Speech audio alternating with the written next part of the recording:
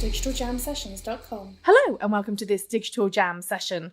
This week we are joined once again by Phil from Big Point, who returns to us once more, and he has brought along his colleague and good friend Theo, who is in the wilds of Scotland, I believe. Please correct me if I'm wrong, Theo.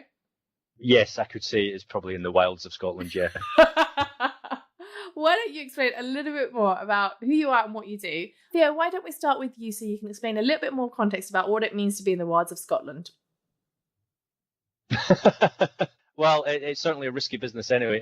I'm Theo Priestley. I'm running basically a new setup game studio, which has been running for 5 months, and we're developing a large-scale open-world MMO. Phil and I have been having good discussions around what it means to actually build good content MMOs before, and we've become actually pretty good friends out of our discussions. And living in Scotland is affording me a great view out the window of some wild hills and animals and great social life, because I live in Edinburgh and we've got a great tech scene here, especially in the games industry here, so it makes sense to be here. Okay, Edinburgh's not too wild, so that's pretty good. Depends. Phil, it depends if it's on a Friday or Saturday night. This is true. But Phil, why don't you explain to us a little bit more about what you're up to at Big Points and where in the world you are, because you are in Europe, are you not, sir? Yes, I am in Hamburg, and I'm quite surprised that it must be some amazing moon in Edinburgh if Theo can see animals outside at this time of night. I'm a senior narrative designer at Big Point. I create worlds for games. I also deal with marketing and a lot of other sort of fields which sort of come together. I'm very much a believer in the whole concept within a game or a book or a multimedia experience should all fit together. So it should all feel like it's coming from the same place. And on top of that, I am doing a book at the moment and a comic. Lovely. Thank you very much, Phil. Now, Phil has been on a number of different panels with me in the past, and I'm reasonably sure I've bumped into you several times at a couple of different games conferences.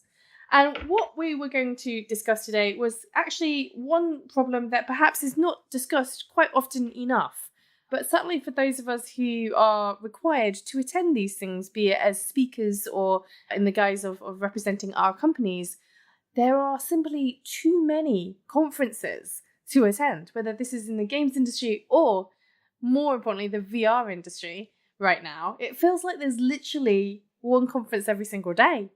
And I know, Phil, that the most recent of those conferences is CES. Would you care to share your thoughts and views on CES 2018? CES 2018, well, the robots are certainly failing to take over the world at this point in time. From what I can see at CES, I don't know. It does seem very, very odd to me that as technology moves forward, we have bigger and bigger expos which people are meant to fly in to attend. And I understand sort of the financial marketing behind it all, but some of it seems a bit trivial, and then the reporting on it is even more trivialized.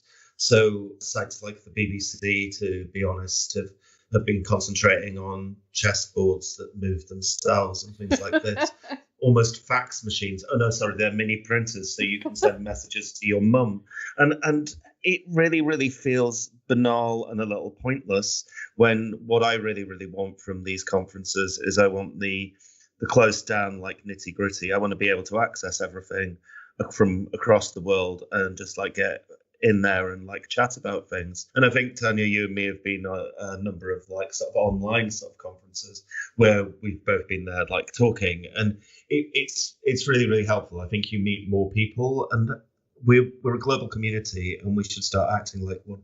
It's interesting that you say this, because one of my personal bugbears actually is the fact that from an events perspective, if you're looking at a show like CES, let's take CES as for example, it's a pretty big show in terms of the show floor. I mean, it takes a good long while to actually walk that floor, see all the exhibitors, and actually be able to kind of take any of it in. I know that you can literally, finish the day at CES having done strolled around the floor and be utterly physically exhausted.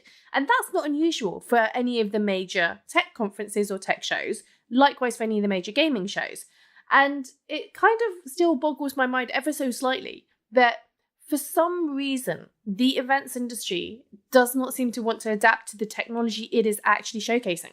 Like, there has to be a smarter way of being able to, identify that somebody has been to that booth and to capture their data without bloody pointing a barcode scanner at my badge, or whatever the thing is, and actually be smart about how you're sharing data with me. Stop trying to give me plastic bags full of plastic goods, full of useless things, stress balls and flipping, whatever the stupid thing is that people give out to somebody. It's like, just because your logo is on it does not mean it's going to stay with me. And, I actually make it a point of a lot of the conferences I go to now to actually try and get around the entire floor and refuse to take anything from anybody. I don't want any plastic in a bag. I don't want any paper in a bag. I don't need any of your crap. Just send it to me in an email or send me something after the show. I don't need to be weighed down with a bazillion, bags hanging off me by the time I come out of your show. And I don't know, Theo, what's your thoughts on that? So I did CES and I did Mobile World Congress in the same year. And I've done CeBIT 2 years in a row as well. And I have to say, I wish these trade shows would actually just die because they're exhausting, for one. CeBIT is really interesting because they open the doors to the public, even though it's like a corporate software vendor trade show. They open the doors to the public midway through the week. And what you get is actually hordes of school children and sort of 50-year-old men basically scouring the place for free pens and notepads that they could sell on to their mates. So it's bizarre, and I find I'm with you on the sort of let's work smarter in terms of capturing information, because I used to work for the type of vendor who would tout these kind of things, these solutions to people who run booths. But the thing is, a lot of it is actually pretty intrusive. You have to opt in. You have to constantly wander about the floor with your phone on Bluetooth and accessible to everyone on the show floor. Mm-hmm. And the last thing you want to do is actually run out of juice and get constantly bombarded with notifications saying, visit booth 182 for, a free squishy ball. So, we're at that stage where I just actually wish these large trade conferences would die, because they've just become, well, like Phil says, really banal. They've become a showcase for tat as well. So if you actually wander around CES on the floor underneath where all the startups are, 90% of it is actually from China selling iPad covers, and the rest of it is stuff which should never have existed and never gone out the gate. Like, I feel like we should explain the British term tat. Oh, tat. to our non. The stuff that your mum hoards in their lounge is. Yeah, it's just nonsense stuff. CES is a real example of just things that should never have seen the light of day, like floating vases. I've seen once at CES before. We've seen the robots. We had robot pole dancers this year as well, which I've seen at CeBIT before. And it's like, why do these exist? I'm shaking my head right now.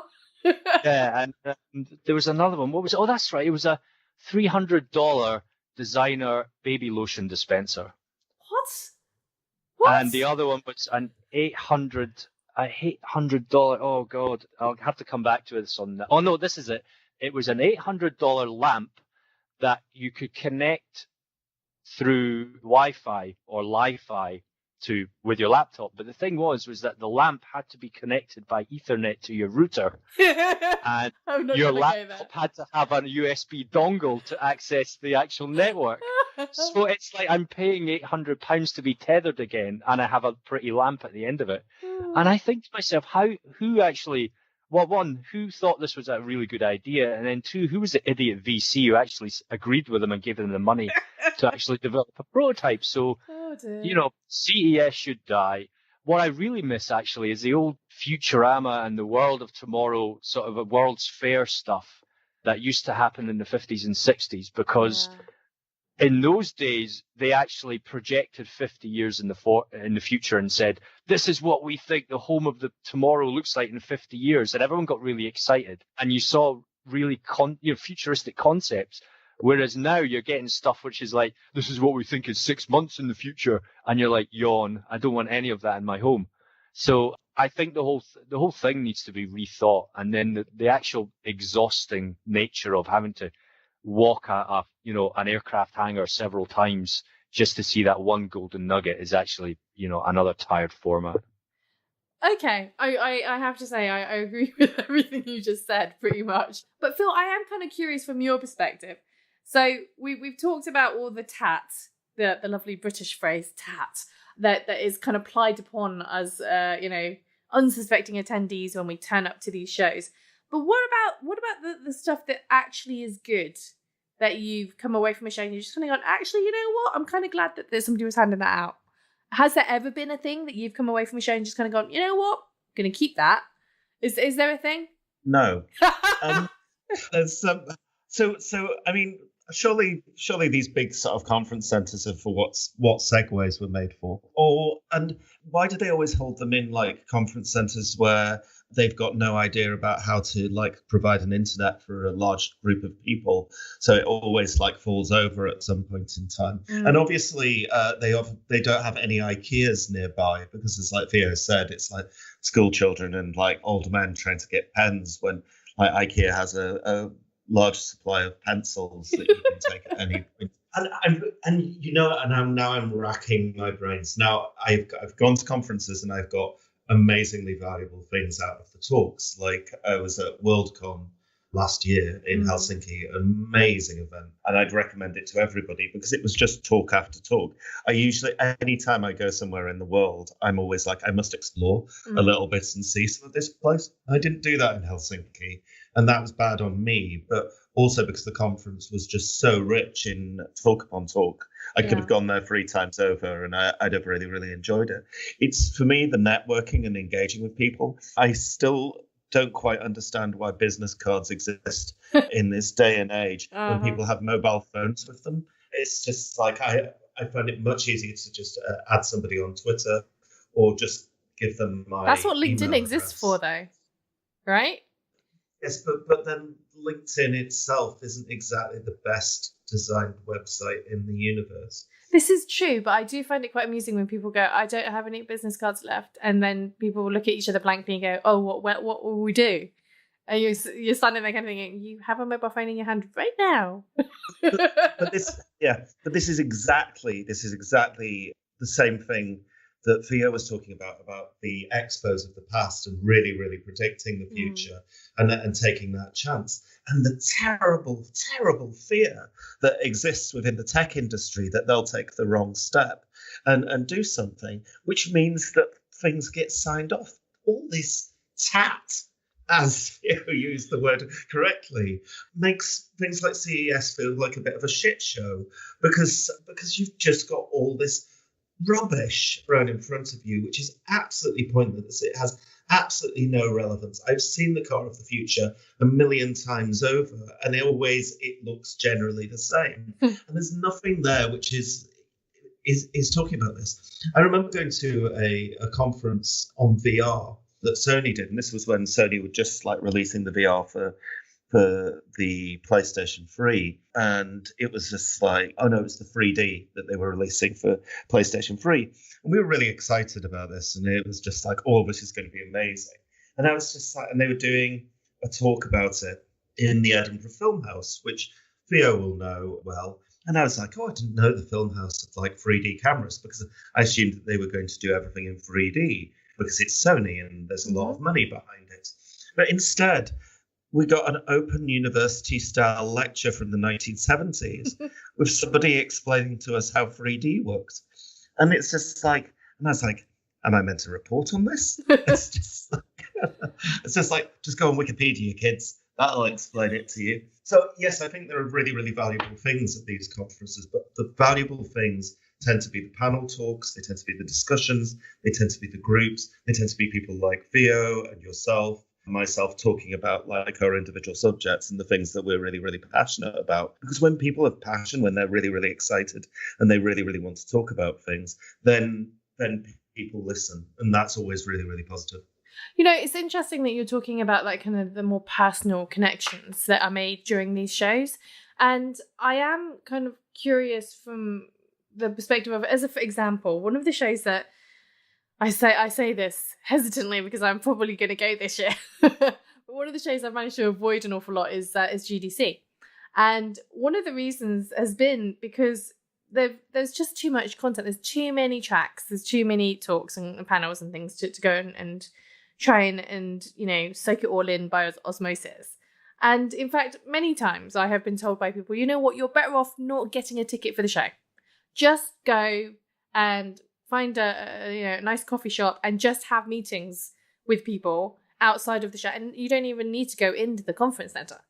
And in fact, that's not the first show where somebody has said that. And it does kind of beg the question of why bother with all of the expo floor and all of the panels and the talks if, in fact, the real value for people is catching up with those industry contacts, is actually sitting down and having a coffee and talking business and actually making deals happen. Would there be more benefit in just ditching the expo floor? Theo? From a personal perspective, yes. I mean, I would love to avoid the shop floor, I guess you want to call it, and actually find the people with, real information, real insights, have personal meetings, enjoy the talks and the panels, and just let the tech press report on the crap. Because frankly, that's all they're good for, is regurgitating press releases, especially during CES. There's no real analysis or takedown or shakedown of what they've seen. It's just like, oh, we've seen this great product. Now, you walk if you walk through IKEA, you're there for a purpose because you want to buy something and you want to get ideas and stuff like that. When you walk through CES, you spend most of your time shaking your head to the point where you actually get a crick in your neck. So yeah, I would just love to be able to, and it's the same for GDC and things like that. I think the more value is actually getting the insight from the people in the industry themselves who have something to say, experience to share, whether it's success or failure, or listening to a panel debate or discussion on a topic that you're interested in. There's far more value in that.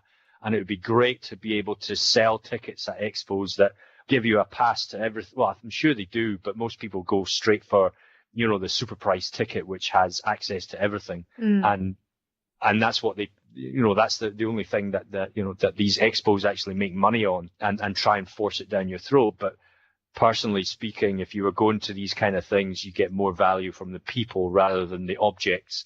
And if there's any way to actually get tickets to see people instead of the objects, go for that. So here's the thing, and I'm going to say this on the basis of all of us are regular speakers on the circuit, so to speak, for these tech conferences and the games industry conferences and VR industry conferences.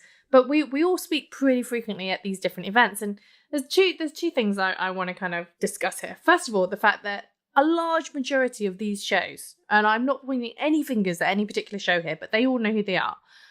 A large proportion of these shows do not offer a speaker's fee, and yet they assume and they expect that we will not only turn up on their stage and talk, but in some cases, they'll expect us to curate other speakers for the panel, to actually host or moderate that panel, or to actually fly to wherever their conference is. And I've had this before where somebody said, oh, we thought you'd want to fly to Amsterdam to take part in our show. And I'm like, well, I don't actually want to be out of pocket just to turn up and be on your stage. It's not really valuable to me.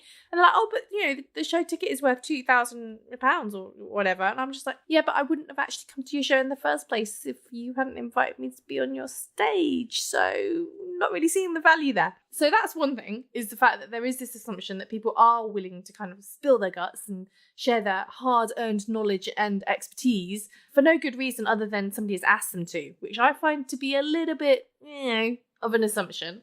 And then the other flip kind of side of that as well is I'm sure that there are a lot of people who, listen to this kind of thing and they're like, it's all well and good that you have these experts who speak on these stages, but realistically, how do you approach somebody after they've finished their panel and be able to actually get some moment of their attention that they actually remember that conversation with you and you can actually have a meaningful conversation? Because I know you guys must have experienced this as well, as you come off a stage and suddenly you're being bombarded by people who are like trying to tell you something or give you a business card or whatever thing, and you have a few people shaking your hand and kind of introducing themselves, and it kind of literally goes in one ear and out the other because you're just like, I can't possibly remember all of you. And I wonder if there is perhaps a more beneficial way of being able to kind of exit the stage and be useful and meaningful to those people who actually have taken time out to come up to you and talk to you and want to engage with you, because obviously they were interested enough that they came to you after the actual, panel is finished. Is there a better way of handling that as well? So I'm going to throw the first one at you, Phil, which is speakers' fees and the fact that people seem to assume that we all want to share our knowledge for free. What's your stance on that? So, right, that's quite an interesting one. So I'm in the games industry because I was a writer and then became editor-in-chief of an online magazine called Square Go, which is not in any way the shape and form of what I created at that time. I didn't create it from scratch. It already existed and things like this. At that point in time, I took that role and I pushed for that role because I saw the opportunity to get into the games industry. That wasn't a paid role. I think I did it for about 2.5 years. I had a writing staff of 35. Nobody got paid for that either. And to be honest, actually effectively sacking somebody from your writing staff is much harder when you're not paying them than it is when you're paying them. If you think running a business is hard, try and run a business where nobody's getting paid. But I was really, really pleased with the copy and the content that we did. And I got recognised in the games industry for what I'd done. And that's how I stepped into the games industry. Or as I say, I drove a car into the fire exit and managed to find a seat. And then nobody's been able to get me out since. But the real thing is that nobody should be doing something for free. And it shouldn't be an honour to be. It can be an honour to be at these things, but it should never be an honour at your expense. If people really, really want to hear you and they really want you to speak, then you should be available to speak and hear you. And if you're not available that way, there's tons of other ways people can find me. They can find me on LinkedIn. They can find me and so this, as long as they don't get me mixed up with the voice of Baloo the bear or the captain on the hardest catch you'd died. But that's a whole social media thing, it's like you could always find people if you really, really want to talk to them. And therefore you should just reach out.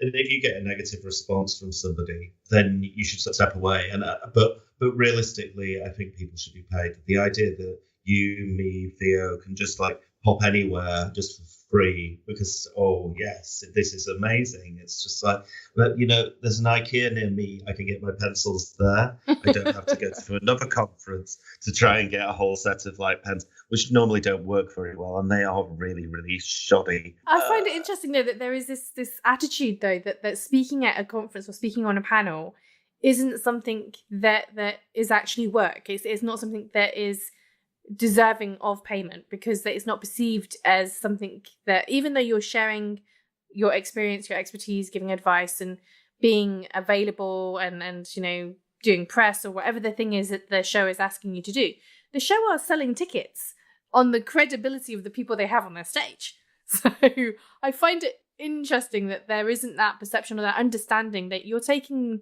somebody's time away from their business, from the role of their job, of what they should be doing in order to come and speak on your stage. I find it interesting that there is that assumption, that attitude of, well, we don't need to pay you for that. Well, I mean, that's exactly the point. When I invite people around to my flat and I cook meals, it's because I enjoy doing it. And it's a thing like this. There's no way that I enjoy doing conferences, but I enjoy a lot of the aspects of my work anyway. So, but it's a different thing. It's just I wouldn't invite people around to my flat to give them a conference, although some of my friends may say I do that every time. But but it is the thing that it is your time, and it's usually out of work time, and therefore you should really be being paid for it. Okay. So Theo, what's your take on this? So one is I make it a policy not to speak for free unless it's something to do with an educational institution, like giving a talk to a university, a set of students, for example. If it's a well-established conference, like, for example, Web Summit have asked me twice, and I turned them down twice because they say we don't pay speakers and we don't pay for your expenses because we feel that you get exposure. And I say, well, my exposure has been I've been doing this for 15 years and I don't need your free exposure because you're asking me to attend. So what does that say? So I think, and the other thing as well is on Phil's point about being, or your point about it being seen as not work. If you're standing up on stage and you're going to speak to, a large audience and they're expecting lessons, that takes prep time. It takes prep time to produce slides or material, however you want to present it, to be able to articulate some kind of point and some kind of story and message in a meaningful way that hits audiences what they expect. And that takes work and that takes time. And you to and fro and you liaise with the conference developers to basically agree on the format and the content and it's what they expect. So there's a mutual relationship there. And of course, all of that takes time, and time is money, and your money is precious because that's what you get paid for. If speaking is your only source of income, then of course you should get paid. If speaking is part of your everyday job and you represent a brand, then there's a kind of weird grey line where it's like, or there's a grey line which you have to help the conference organizers define. Are they asking you because of your association with the company, because they want brand sponsorship on top, or are they asking you because of your reputation in the industry itself, not with the company? And if it's you as the person with the reputation and experience of the industry, you should get paid. If you're there being asked because you represent the brand, then by all means, you probably shouldn't get paid, and actually your brand should be stumping up for the expenses as well. Indeed, your company should pay for you to go if that's the case.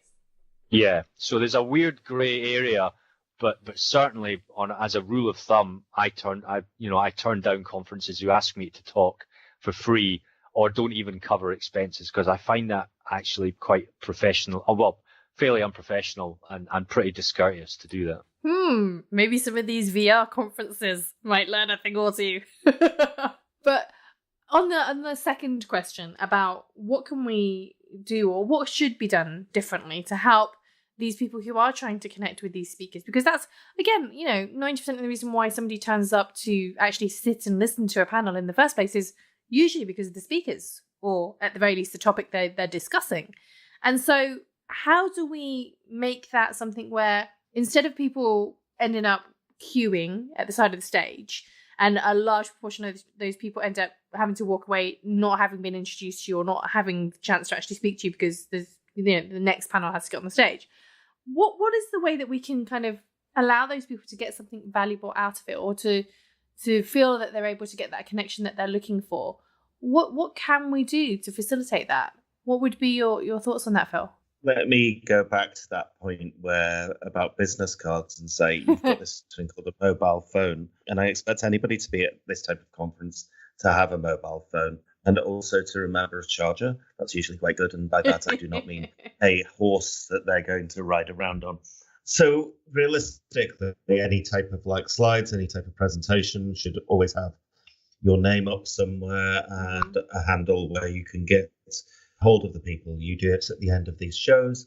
It's always been on the screen for me. I have always said, I've been so open with people. I've helped student groups and others. I've talked to young businesses in sort of fledgling status about things that they can do and the ways that they can develop.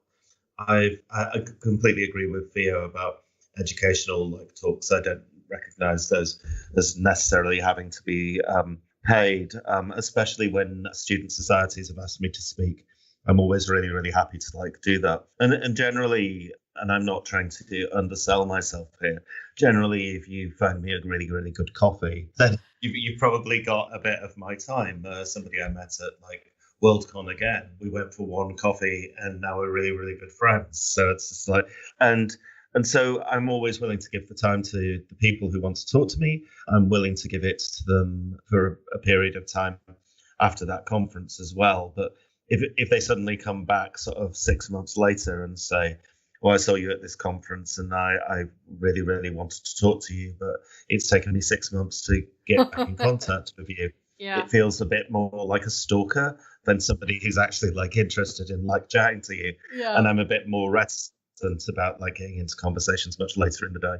Do you know what? That brings up another good point. I want to hear the horror stories, the really weird horror stories, because I have one that the people who know me know what happened, but it's after a particular show. I'm not going to name which show it was, but I was introduced to somebody at the drinks reception afterwards, and this person kind of said to me, "Oh, by the way, I saw you at something 6 months ago," and I'm like, "Oh, good for you." And then they're like, "Yeah, but I violently disagree with what you said, and I'm really unhappy with you. I'm actually quite angry with you." And I was like, "Whoa, hold on a minute, this is 6 months ago." I was like, which event was it, and who was I speaking with on what panel, and what did we talk about?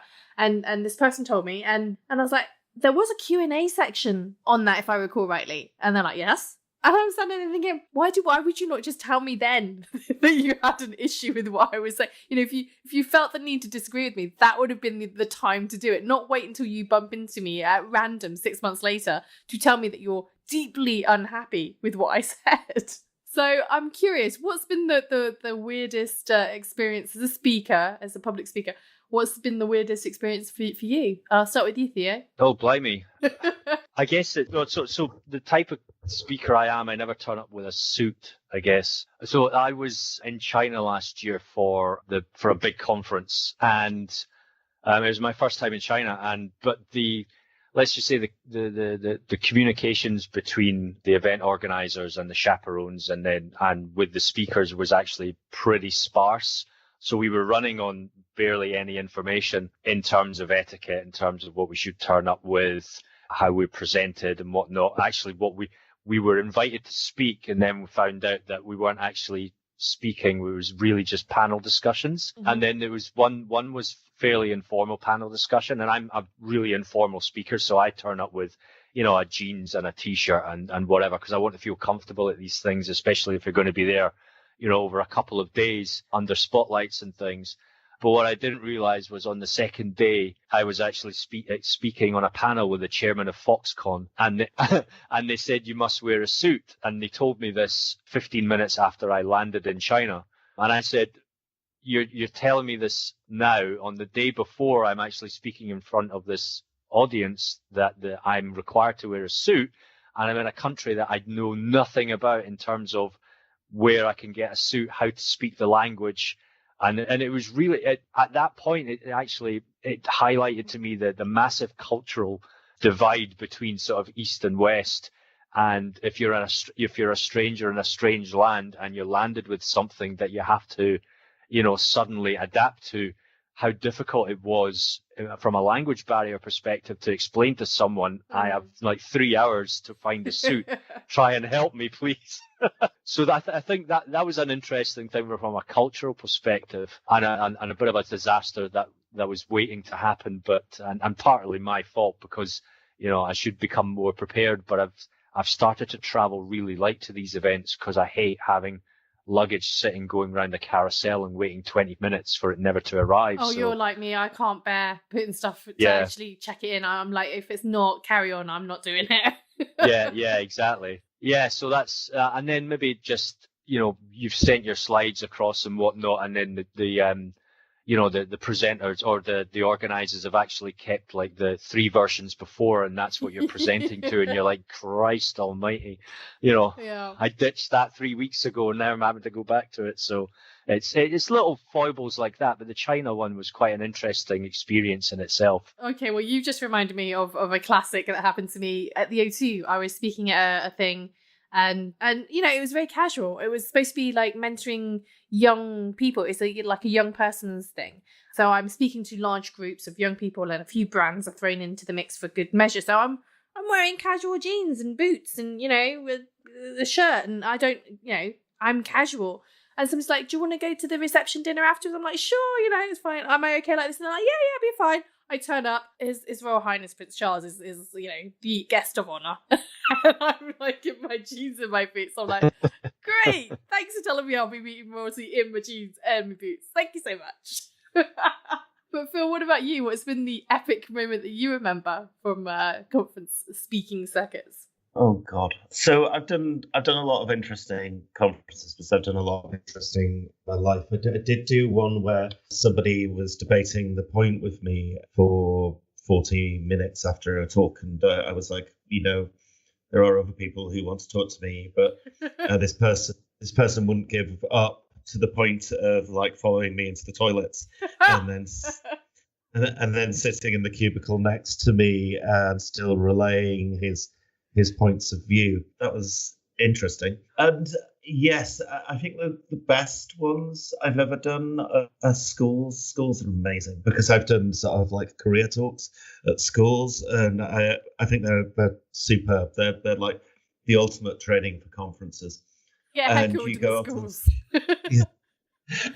and you get on stage and it's just like, this is Bob and he's an accountant, and this is Julia and she runs the like care centre. This is Phil and he works in the games industry, and it's just like you feel really, really down for the other two people because you know that they don't have a cool job. When I used to work with the civil service, when we went on the Christmas meals, they'd always announce all the companies who were there, and the civil service would always get a boo. Oh, that's harsh.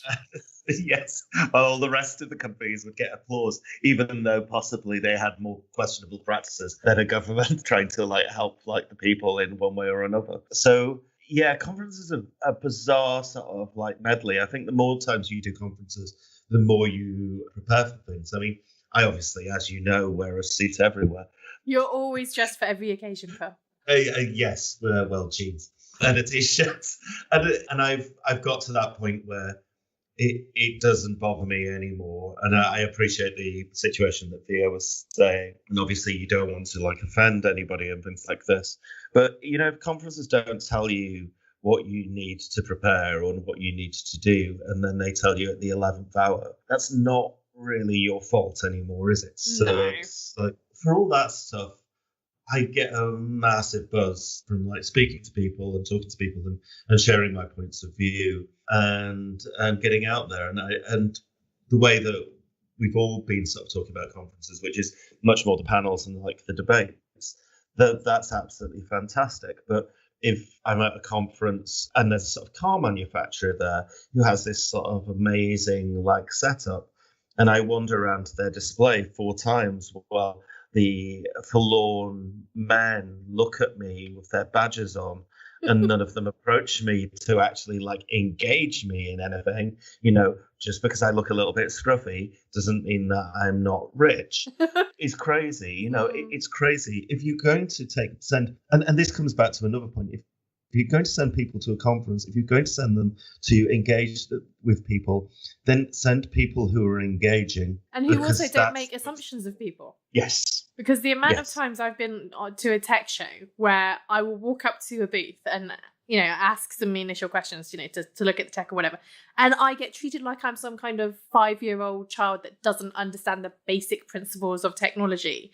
You would be astounded at the amount of times where somebody just said to me, "It's too complicated, you wouldn't understand this." I've just kind of rolled my eyes and ended up walking away because I'm just like, seriously? There's definitely some work to be done there, I think, with the making assumptions of people based on what they look like when they walk up to your stand. And then, of course, they say, "Oh, and here's my business card." "Oh, no, I'm sorry, I've run out. What do I do now?"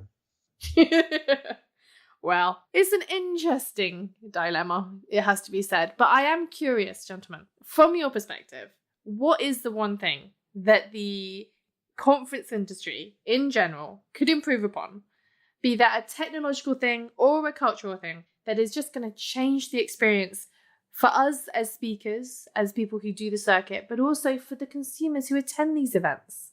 And I'm going to start with you, Phil. What's your thought on what that one big change could be or should be? Stop. To be honest, they need to start concentrating on. This is exactly the problem between VHS and Betamax. And for any listeners who don't know what that's about, just go on Wikipedia. This is like VHS and Betamax. In the end, VHS and Betamax almost destroyed the video recorder industry because the fight was so hard. And when HD and Blu-ray came out, the industry lent very, very heavily on the players and just said, look, this can't be like the VHS Betamax thing. There's no point in conferences competing against each other. There's more point in conferences coming together and like merging together. I think this is what used to happen with like comic books a lot in the 70s and the 80s. They'd like merge together to like support, just for mutual support, because they knew that all of them couldn't survive. And I think there's some amazing conferences out there and there are amazing things going on. But if the industry, in one form or another, wants to have things like CES and things like that, then just get an oil tanker and empty it out and leave it in the middle of the ocean, and they can have CES all year there. All their like chessboards that move pieces automatically, and fax machines, and how it's the new technology. And we'll all get together in much, much nicer, more salubrious surroundings with like nice people and good coffee. And we'll just talk about what's really, really important, which is the technology and how it's going to impact the world and how it's going to like change people's like lives and how it's going to change their desires and the stuff that people really, really are going to get buzzy about and really, really enjoy and talk about on social media rather than say, oh, look, I've seen a Segway. Okay. Theo, what's your thoughts on this? So there's a couple of things that I'd probably want to see changed. One is just the relevancy of the content involved. I just think a lot of it is regurgitated between conferences, and that actually includes the speakers as well. I see the same speakers crop up year after year, attending the same conferences, and it's like, well, how much of your message has changed in the last year? Not very much. How much has your experience changed in the last year? Not very much. So why are you constantly being invited? Well, they're being invited because they're a safe bet and they know that people like to see them. So to be honest, that's not why you want to attend a conference, because you want to experience something new and you want to get new insights and you want to see fresh new people. The other thing that I'd really like to see at conferences is actually giving first timers a real shot at the stage. And it was something which I suggested a couple of months back, just off the cuff, which was why can't we have like a conference which is purely dedicated for first time speakers in the industry to give them a chance to actually, get on stage. It's a bit like a sort of TED kind of event for people who have, it's their first tech conference that they want to speak at. Give them the chance, the opportunity to actually tell their story or give them a shot, at presenting on their topic of choice or on their industry or on their particular product or something. But, I want to see more fresh faces on the speaker circuit. I'm tired of my own voice half the time anyway, and I'm tired of seeing people who are like 50, 60 years old who have been doing it for 20 years. Yeah. And they're being rolled out of retirement to speak at the same conference again. There's a few of them in particular industries where you just know they will always be at that conference because they're just like a staple diet and a safe bet. And it actually becomes a bit of a parody in the end. And it's probably why a good chunk of people just don't like conferences anymore, because they're stale and there's nothing new. It's interesting though that you say this, because one of the things I think that holds people back from doing that first time talk is often people are quite intimidated by the idea of getting on a stage in the first place. It's quite a stressful thing for somebody, especially if they're not a well-rehearsed speaker. They've not done a lot of events before. The first time you get on a stage with big lights and, maybe 1,000 people in the audience is pretty intimidating for most people. And a lot of people end up turning down these opportunities because they don't have any frame of reference. They don't have any prior experiences that can prepare them for that. So they back away from it rather than trying to step into it because it's too intimidating almost, and there's too much at stake for them to necessarily want to do that. I know for me, the very first time I did a conference where I was on a stage and there was a camera up in my face and I was just like, what? Nobody explained to me how this was going to work, but that can be so intimidating for somebody who hasn't done it before. And, now I'm just like, I don't care, put things in front of me, it's fine. But, for those people who aren't used to even like little things like having a teleprompter or, having a little screen that's, giving you countdowns and all this other stuff that they're not used to, that you see a lot of at some of the bigger conferences, that I think there would be a benefit to maybe giving people some dry runs at that so that they can feel confident going into those scenarios, because I think that's actually what holds a lot of these first timers back from actually wanting to step up onto the stage. I think they should do panels, to be honest, because I think that's a really, really good. I really like Theo's idea. I saw it on Facebook when he posted about it, and I agreed wholeheartedly. But I think if you have good chairpersons such as yourself and a panel, then it gives them the confidence to like speak out. And the one thing, just to agree again with what Theo said, fresh faces are really, really good. But we have to understand in this industry, in the industries that we're talking about, that fresh faces aren't necessarily young people, and they're not from a specific racial background or a specific like sexual background or whatever. They can be anyone. I only started in the games industry in 2008, and I've moved very, very rapidly up to like a senior narrative designer through like doing things. I think my voice is equally relevant to other people who've been in the industry for like 8 years, or 9 or 10 years. And I think that just because I'm older doesn't mean that I haven't got a welterweight of experience somewhere else, which I'm then bringing into like this industry. So I'm bringing in like the backgrounds from all the other jobs that I've done, from like journalism and marketing and things like this, to bring a fresh perspective in it. And fresh perspective is what we want to hear at these conferences. It's interesting that you say this, because I think that there are a couple of things to bear in mind here. First of all, in as much as, you know, when you say about anybody, you know, of any age can kind of, you know, come into this industry, I will say this in all honesty, at least a good 80% of the people I know in the games industry never planned on being in the games industry. They literally stumbled into it. It was not intentional in any way, shape or form. And if you ask me, you know, what my career path into the games industry was, it was not intentional. It's purely by accident. And I think there's a lot of people who have that similar kind of story to tell. So I do think that you're absolutely right, in as much as, you know, good talent in the games industry can come from absolutely any industry at any point in their career. And oftentimes people do shift careers into the games industry. It's not something you necessarily start out, you know, fresh out of college or university and step into the games industry, although there are people who do that as well. But I don't think it's necessarily, I don't think there is necessarily a standard path into this, you know, the creative industries. And I think people need to bear that in mind. But yeah, I think it's very interesting what you say about just needing to see more fresh perspectives, because one of the things that I think is most useful is the knowledge that comes from other industries. And there's this phrase and saying that applies to a great many game studios. And again, I'm not going to point any fingers at it, but there is this whole thing of when you have people that have never been at another studio or never been in another industry, you end up with this phenomenon of what we would call the blind leading the blind, where there is just a particular studio way of doing something. And the only reason that there is a studio way of doing something is because nobody knows any better. They've never done anything anywhere else, so they just don't know what the other options are. And honestly, I'm sometimes astounded by just the sheer lack of knowledge when you have somebody who's supposedly been in the games industry for an awfully long time, but they've only ever been at one game studio. And then they come into a new role or they come to a new studio, and you expect them to have a certain degree of technical knowledge or a certain degree of you know, depth of understanding, and you discover that actually they don't, because they've only ever done it one way and they've never questioned that way because it was just the way the studio did things. Is quite shocking, to be fair.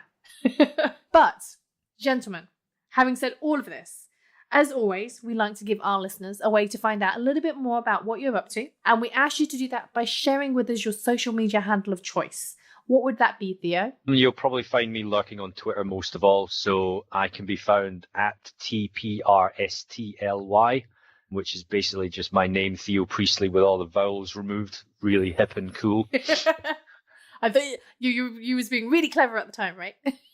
yeah, it sounded good at a time, and obviously, unfortunately, I've got one of these blue verified tags, so I can't change it readily anymore, so I'm stuck with it. You're stuck now, dude.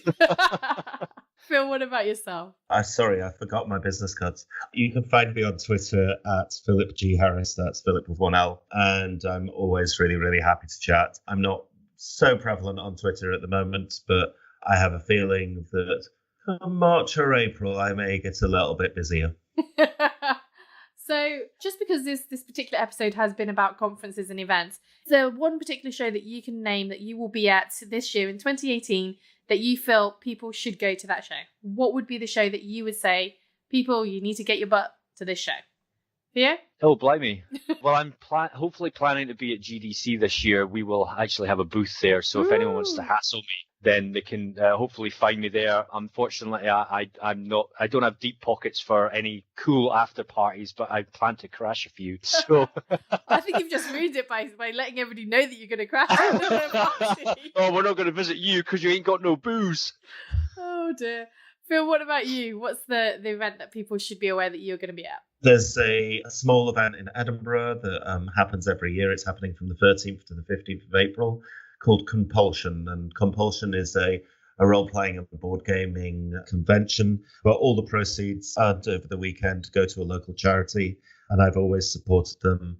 I run 4 different games. So if you want an idea of how bloodthirsty I am as a narrative, then you could come along and have a shot. But realistically, sometimes look at the smaller conferences and the smaller places that are going on, because sometimes you get the much more interesting debates and there's less people in the queue after the people have spoken. This is a good point. So, as always, we want to thank you for listening. And if you are interested in this content and you found it useful, then please do subscribe and review, and follow us on Twitter at Digital Jam Ltd. You can also find us this year at the virtual reality show Future Tech. This will be in April at the Business Design Centre in London, and we look forward to seeing you there. Thank you once again for joining us. Thinking of starting your own podcast? Why not speak to the GL Pro UK team? They handle all of our podcasting service needs. Tell them that Digital Jam Session sent you and you'll get 10% off your first order. Find out more at www.glpro.co.uk.